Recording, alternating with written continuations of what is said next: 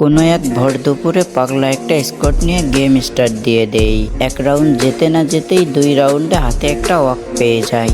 আর অক পেয়ে যাওয়ার সঙ্গে সঙ্গে আমার সাথে মর্মান্তিক কাহিনীটা ঘটে গেল।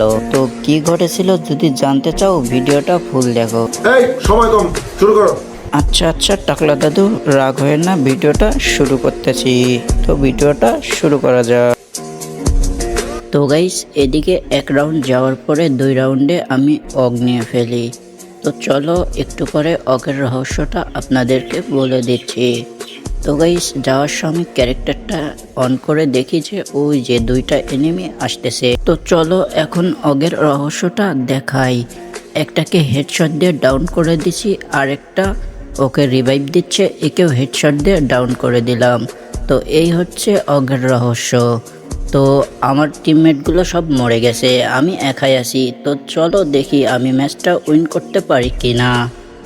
তো আবারও ক্যারেক্টারটা ইউজ করে দেখলাম, ও যে কানির মধ্যে একটা ম্যান দাঁড়িয়ে আছে আর ওরা রিভাইভ করে দিছে। তো গাইস, এদিকে ওরা ম্যান আছে 2টা। তো একটাকে হালকা ড্যামেজ দিয়ে আর একটাকে হেডশট দিয়ে নক করে দেই। তো তারপরে ওরা আবার রিভাইভ করে দেয়, আবার ওরা 2জন হয়ে গেছে।